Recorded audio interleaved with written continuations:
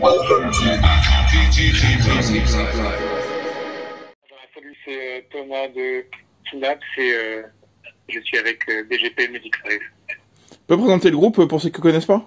Je suis arrivé dans le groupe en 2019, du coup, il était déjà formé. Je suis arrivé pour enregistrer un premier EP qu'on a fait en juillet 2019. Et puis ensuite, on a composé tous ensemble l'album pendant l'année 2020. Et puis voilà, on l'a fait aujourd'hui. Et on a mêlé toutes nos influences pour en faire cet opus. Voilà. Ok. Et peut me parler de la campagne Ulule, vous avez terminé à 126%? Ouais, c'est vrai qu'on a eu, alors, je sais pas si, ouais, on a eu beaucoup de chance parce qu'on a eu des gens assez généreux et ouais, on en a beaucoup parlé autour de nous et c'est vrai que et aussi ouais, on a essayé d'être créatif au niveau des contreparties, notamment avec on avait fait des tarifs assez élevés, enfin des contreparties assez élevées.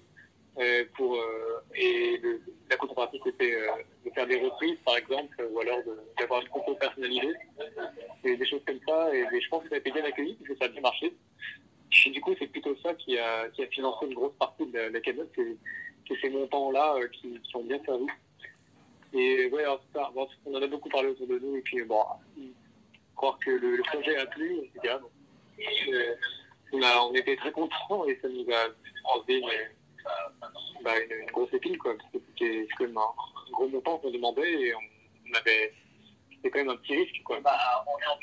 Et voilà, ça s'était bien passé, on était super contents et puis le public était au rendez-vous quoi. D'accord. Tu peux me parler du concept de l'album Singularities qui est sorti le 18 novembre? Que je parle de l'album? Du concept de l'album. Le concept de l'album. Alors, Singularities, alors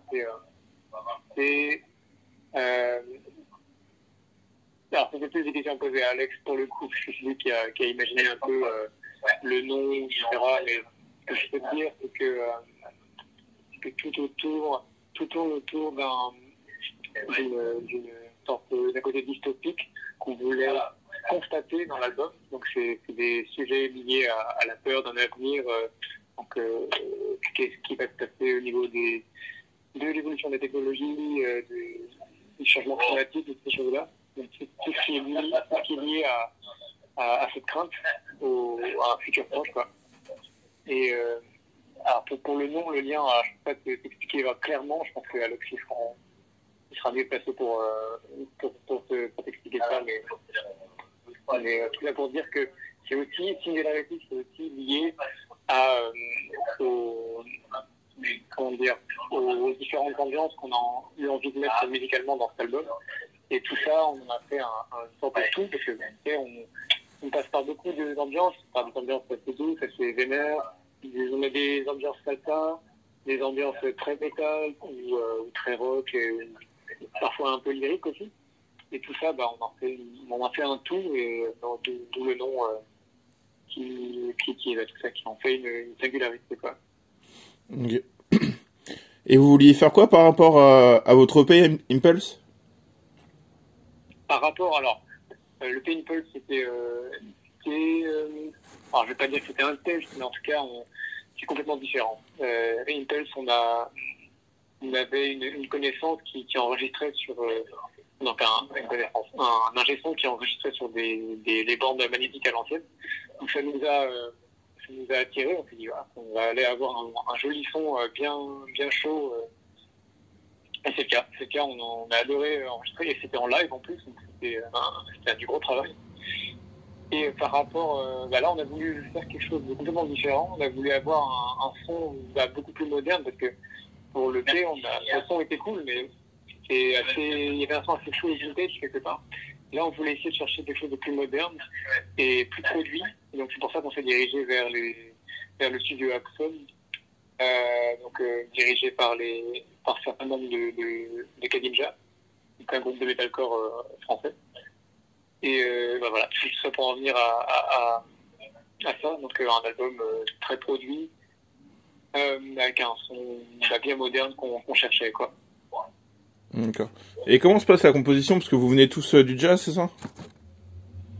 Du jazz, oui, alors c'est vrai qu'on a eu, la même formation, en tout cas on est trois à avoir eu le même diplôme, mais on vient à peu près tous de la même école, mais en tout cas on s'intéresse beaucoup aux sonorités de jazz, et en tout cas à la manière de travailler, c'est-à-dire chercher des couleurs, chercher de nouvelles sonorités, des choses qu'on n'aurait pas forcément pensé à première écoute. Et ouais, ce côté jazz, en fait, c'est vraiment, il est plus, je pense qu'il est plus perçu par ceux qui ont l'oreille, qui connaissent un peu. Donc, la touche jazz, ouais, elle est plutôt là-dedans. Après, globalement, le space, c'est des mélodies assez catchy, assez pop. Et le jazz, ouais, il se ressent vraiment peut-être pour ceux qui ont des oreilles un peu plus aguerries, ceux qui connaissent un peu, qui ont le nez dedans. Et voilà, comme ça, on mélange un peu ça, quoi. Et les compositions, à part souvent de quelle base? Composition, alors, donc c'est plutôt Alex Alex, il a composé les huitièmes les huitièmes de l'album. Non, les septièmes, parce qu'il y a 9 morceaux. Du coup, pardon, désolé. Du coup, ouais, alors, tout part généralement, donc Alex il nous envoie un riff avec, généralement, il y a un début de structure, et après, de l'autre côté, on brosse. Par exemple, moi, je cherche qu'est-ce qu'on pourrait faire au chant, qu'est-ce que je pourrais faire au chant, et puis Sacha, il sait me broder à son travail, après tout. Hein. Et après, petit à petit, ça se forme, on le joue, on répète, et ça prend forme comme ça, on trouve, petit à petit, on ajoute, on enlève, on trie. Donc ça c'est pour les riffs d'Alex. Après moi j'ai l'habitude de faire une maquette parce que on a tout de quoi enregistrer chez nous et moi je fais une maquette déjà à peu près construite qu'après j'envoie et après on brode chacun, enfin on rajoute des sonorités comme ça. Ça fait en fait on travaille assez beaucoup ensemble en fait quelque part hein, parce qu'on a vu qu'on communique assez bien, vu qu'on a tous le même langage, parce qu'on vient on a la même formation de jazz, donc tout ce qui est termes théoriques, choses comme ça, on arrive bien à s'entendre là-dessus. Du coup, on communique assez vite et du coup, il y a beaucoup de choses qui passent par là. Et ensuite, les derniers petits arrangements, ça se fait en studio, au dernier moment, limite. Je trouve d'ailleurs un des moments que je préfère dans l'élaboration d'un morceau. C'est à la toute fin les choses qui viennent qui viennent du cœur tout de suite quoi. D'accord. Et qu'est-ce qu'a porté le studio en termes de production? Les gens du studio? Ils ont apporté quoi les gens du studio en termes de production? Ils ont apporté quoi? Déjà ils ont apporté un son auquel j'allais dire on s'attendait pas. On fait à peu près ce qu'on voulait, mais quand même on s'est dit wow, ça a transformé les morceaux on a redécouvert nos morceaux quelque part. On a une basse bien présente. On a fait un travail assez sympa. On a empilé plein de guitares. On a mis des synthés. C'est ça, on n'avait pas mis à la base. À la base, on était assez route. On était deux guitares stéréo, basse et batterie. Là, on a rajouté des guitares, des mélodies en plus, plein de voix, des harmonies, des choses comme ça. Donc c'était Pierre Danel qui était au volant. Et il nous a donné pas mal d'idées. Même des fois, c'était pas là, c'était quelqu'un d'autre, c'était Tom Gardona, il nous a aidé à réécrire certaines paroles. C'était un très bon moment de travail, quoi. Voilà, ce qu'ils ont apporté, c'est le petit plus qu'on n'avait pas. C'est-à-dire des petits arrangements et des petites corrections. Et surtout un son qui tabasse les oreilles, quoi. Ok. Tu peux me parler du titre Human Naïveté? Oui, alors Human Naïveté, c'est moi qui l'ai écrit, arrangé. Je me suis dit, on part tellement dans tous les styles, je me suis dit, tout ce qui manque, c'est un petit truc, une petite envolée comme ça, assez innocente. Et c'était, honnêtement, c'était une chanson qui était assez vieille. Hein. je l'avais écrit il y a longtemps, mais je l'ai ressorti du placard. Et vu que ça se collait bien, les paroles se collaient bien à l'âme de l'album, je me suis dit, je vais leur proposer et on verra ce qu'on peut faire avec. Et puis, Alex a eu l'idée de mettre des violons dessus. Je voyais pas du tout. À la base, je voyais juste guitare-voix, et puis non, on s'est dit, non, on va arranger ça, on va mettre des violons, on va mettre des instruments. Ah, d'accord. Au final, je me suis retrouvé on s'est retrouvé à arranger pour des violons. Et c'était super agréable, parce qu'on a fait ça avec des amis en plus. Donc c'était vachement agréable d'écrire. En plus, ça m'a permis d'appliquer tout ce que j'ai appris à l'école. C'est-à-dire des arrangements pour des petits orchestres de ce genre-là. Donc c'était une sorte d'application aussi de tout ce que j'ai appris.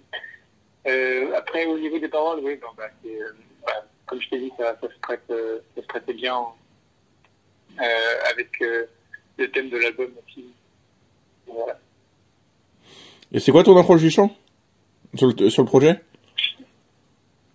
L'approche du chant? Ouais. C'est-à-dire dans le sens technique ou au sens des paroles? Au niveau de ton interprétation, ton approche du chant?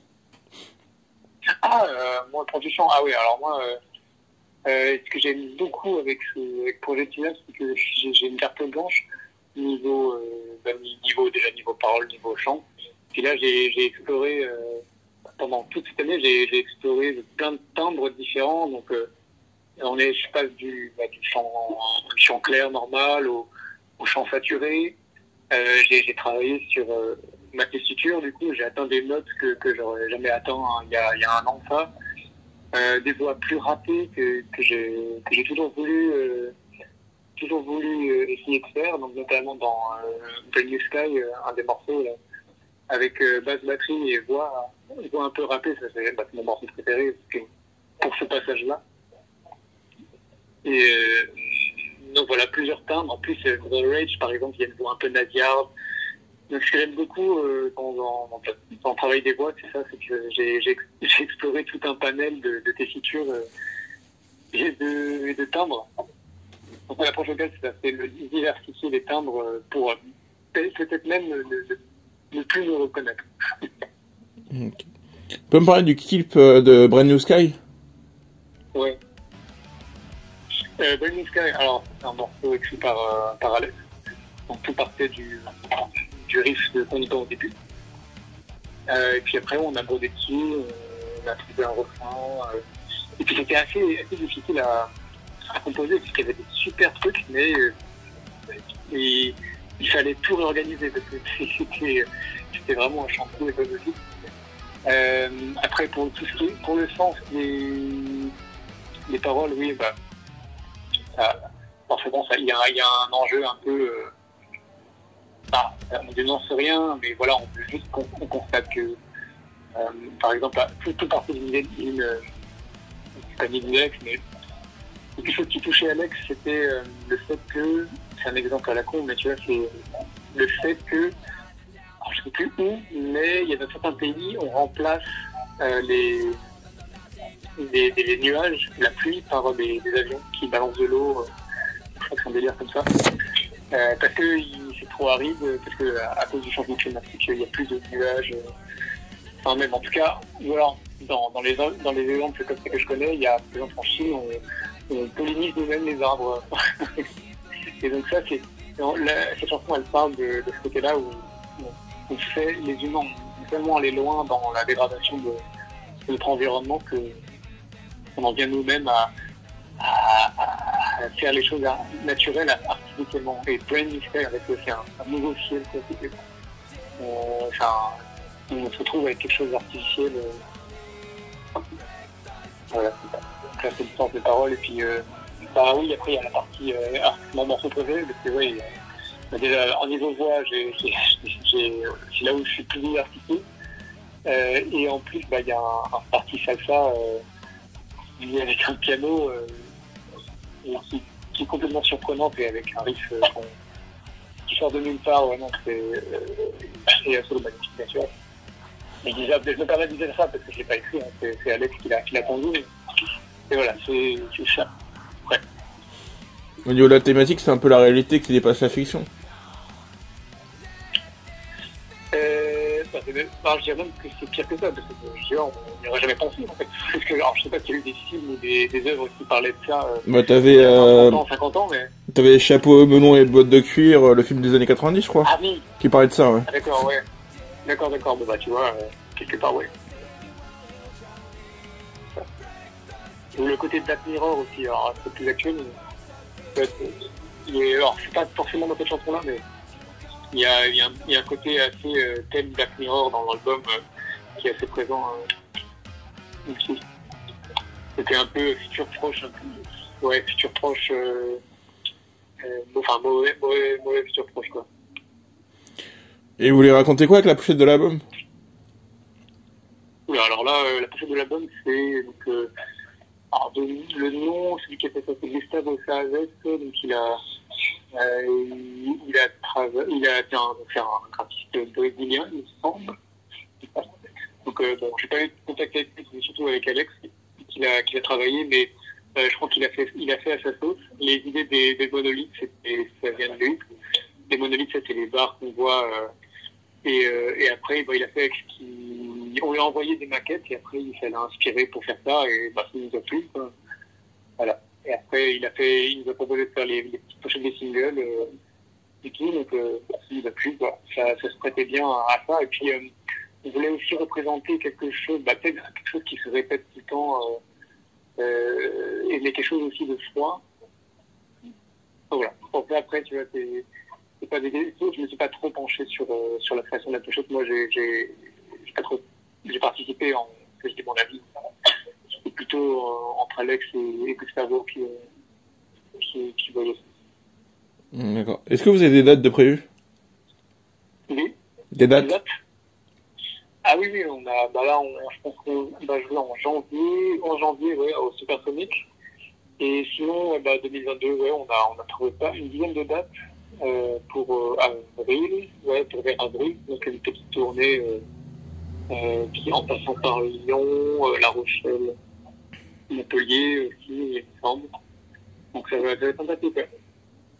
Donc la prochaine date, c'est, on joue à Montreuil, dans une MJT, je ne sais plus lequel, désolé, mais on joue pas à Montreuil, pardon, on joue à Palaiso, donc le 10 décembre. C'est pour un événement caritatif. Et la vraie release partie, du coup, ce sera le Supersonic le 11 janvier.